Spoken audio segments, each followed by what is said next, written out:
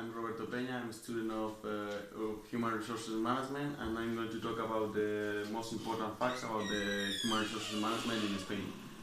I select this country because this is where I live, so I wanna improve my knowledge.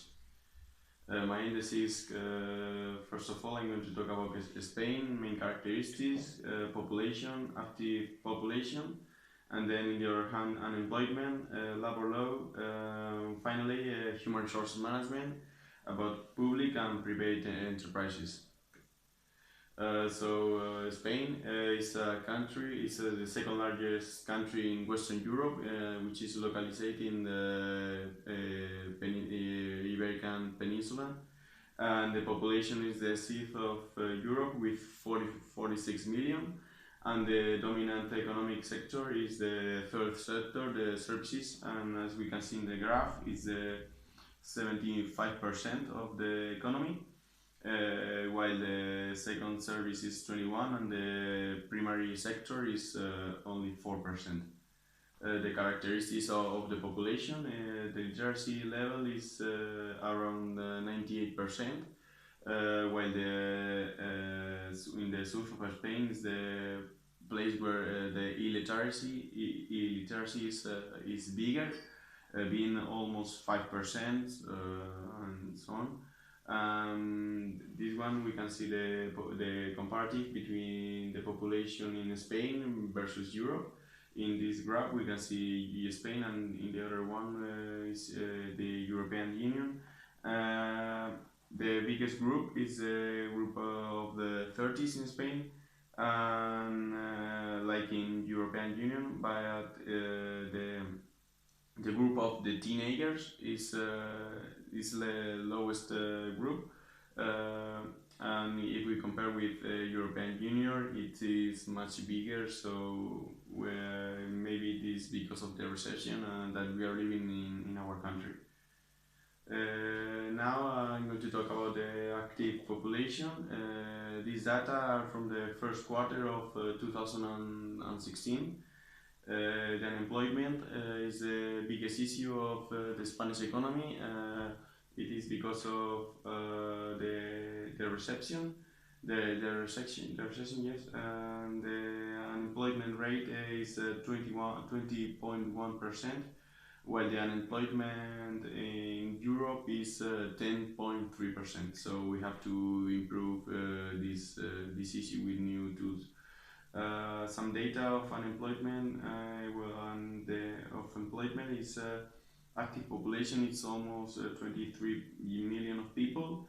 The occupancy is almost 60% of the population, and the unemployment rate, as we said, is more than 20%, but it means 5.5 million. The unemployment by age and evolution, it's adult unemployment rate. It's we talk about it about the group of people of between 25 and 67, which is the retirement age, and it's 21%. But on the other hand, we have a great hole because the youth unemployment rate is more than 50%. And in this graph we can see the evolution of the last decade, being between 2011 and 14, the average of 50% of unemployment. Now I'm going to talk about the new labor law. The new one is the 2012, and the main goal of this law is we can see in this article. It says that facilitating procurement with particular attention to job and long-term unemployment, and promote permanent contracts rather than temporary, and that the decimal is the last resort for those companies in crisis. In addition to ending the market rigidities, work and lay the foundation for stable employment.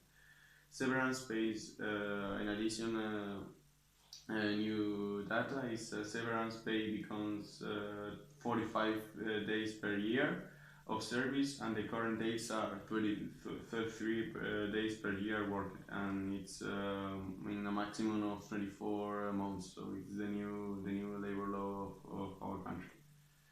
Now I'm going to talk about human resources management. There is a huge difference, or a strong difference between public sector and private sector. So we are going to analyze this.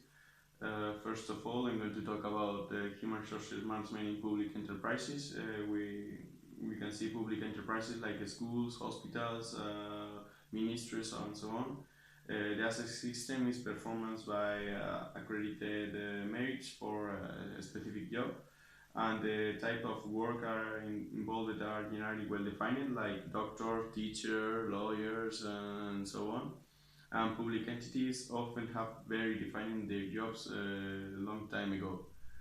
Then the employee has to pass some test, to enter for the job, and the boss is theoretically a partner, and it's often criticized but from behind that, and as the work is not engaged.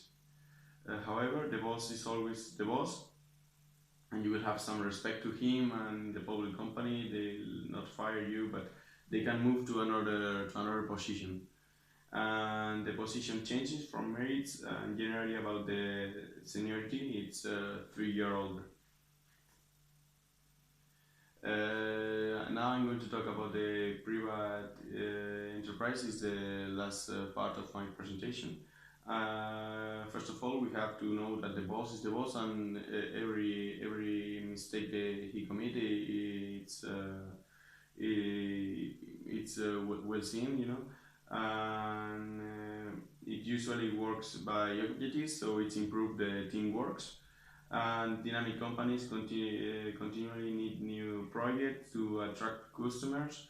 For this, they need the people who contribute ideas, and after that, we search for the profile we need.